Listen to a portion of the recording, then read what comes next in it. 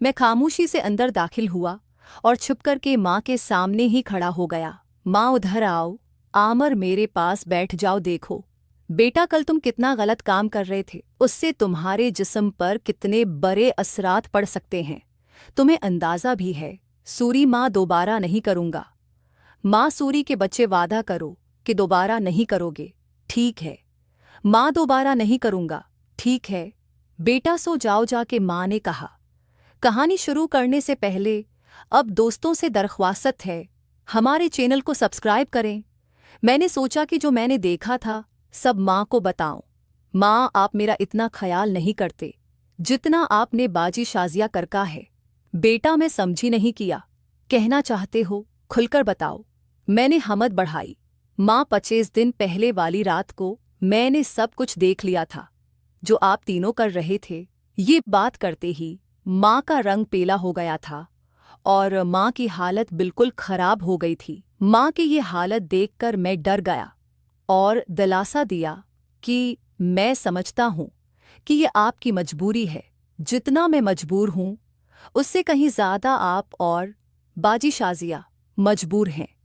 बाजी शाजिया की बातें भी मैंने सुनी हैं, वो कितनी मजबूर हैं।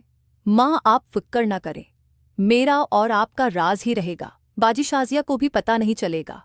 मुझे सब पता है और न ही सहल को पता चलेगा। बस आपको इंजॉय करती रहा करो।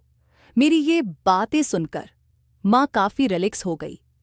माँ ने नज़रें झुकाई थी। सूरी बेटा, लेकिन तेरे पापा 4-5 साल बाद घर आता है। बेटा, मैं बहुत बर्दाश्त करने की कोशिश करती हूँ लेकिन नहीं होता मुझसे। मैं हंस दिया। वैसे माँ, एक और बात है। माँ, किया कौन सी? मुझे यकीन नहीं हो रहा। सहल कितना छोटा है और उसका तोता कितना बड़ा है। माँ हंसकर मेरा कान खींचकर बोली, चल शैतान, कोई अपनी माँ के साथ भी इस तरह की बातें करता है। मैंने कहा कि आप हमेशा से मेरी दोस्तों की तरह रही है तो हम ये बात खुलकर कर सकते हैं। अब माँ मेरे मुकम्मल साथ क्लूज हो गई थी। हाँ बेटा, आपको तो मैंने दूध में गोली खिलाई ही थी, उसको भी तुमने ज़ाया किया था। जी माँ, अगर ज़ाया ना करता तो ऐसा नज़ारा देखने को कधर मिलता। अच्छा माँ, मेरी एक रिक्वेस्ट है, सहेल को दोबारा बुलाओ ताकि मैं दोबारा फिल्म देख सकूं। चल कमीने, अब तुझे अपनी माँ को ऐसा देखकर अच्छा लगता है। माँ प्लीज़, मेरी खातिर ठीक है। अभी तो 25 दिन हुए हैं कि सहेल यहाँ आया था। प्लीज़ माँ, खाला को कोई बहाना बनाओ और कुछ करो। ठीक है, कल बात करेंगे। अभी तो रात के 3 बज गए हैं। नहीं माँ, अभी कॉल करो। वो लोग देर तक जागते हैं कि समरीन कल ही सहेल को भेजे। आमर बीमार है, मार्केट से सामान लाने वाला कोई नहीं और मुझे तकलीफ होती है। समरीन खाला ने हंसकर कहा, क्या आमर तो नहीं है तेरे पास? माँ ने मुझे चुप रहने का इशारा किया। नहीं, वो अपने कमरे में सविया हुआ है। अच्छा, बस कल जल्दी भेजना उसको। खाला ठीक है, लेकिन सहेल को न पता लगे। हाँ ठीक है। फोन बंद कर दिया। मैंने माँ को हैरान नज़रों से देखा। माँ, खाला को भी पिता है?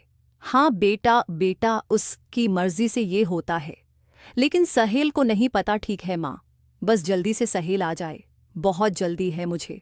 माँ हंसकर बोली। मैं हंसकर, माँ उस दफ़ा मेरे सामने करना। ठीक है माँ बोली। नहीं बेटा, ये नहीं हो सकता, सहेल को पता चल जाएगा। मैंने कब कहा कि सहेल को पता लगे? बस वैसे ही मेरे कमरे में एक बेड और एक चारपाई पर मैं सो जाऊंगा और बेड पर आप दोनों रहोगे और गोली का बहाना करना कि उसको गोली खुलाई है और दूसरा मेरे कमरे में हीटर भी है। माँ हंसकर, मैं तो तुझे छोटा बच्चा समझती थी, लेकिन तो बड़ा कमीने हो। प्लान भी तुमने सोच लिया है।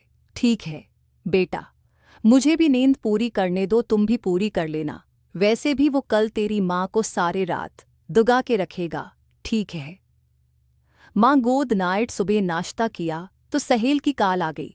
आमर, माँ बता रही थी कि आप बीमार हो, यार जल्दी आ जाना। ठीक है, मैं कल निकल गया हूँ। माँ को खुशखबरी सुना बेटा, सहेल के सामने एक नाटक करना, उससे पिता नहीं लगना चाहिए।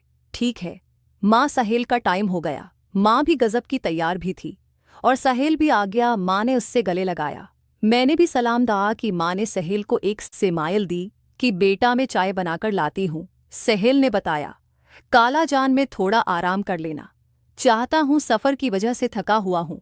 माँ मुस्कुराकर बोली, ठीक है बेटा, मेरे कमरे में सो जाओ। साहिल माँ के कमरे में सो गया और माँ खाना बनाने चले गई और हम बाहर घूमने गए। शाम को घूमने के बाद वापस आई और खाना खाया। खाना खाने के बाद माँ ने बताया, चलो उम्र बेटा, दूध पी लो, किचन में पड़ा है। कुछ देर बाद मैं वहां गया और वापस आ गया। माँ, मुझे नींद आ रही है, लेकिन मैं तो उसी इंतजार में था कि कब ये फिल्म स्टार्ट होती है। कुछ देर के बाद माँ और साहिल बातें करना शुरू हो गई और फिर आहिस्ता आहिस्ता स्याह से माँ सोफी से उठकर साहिल के पास बैठ गई और बोली, तो साहिल बेटा, और सुना, किया हाल है तुम आजकल? तो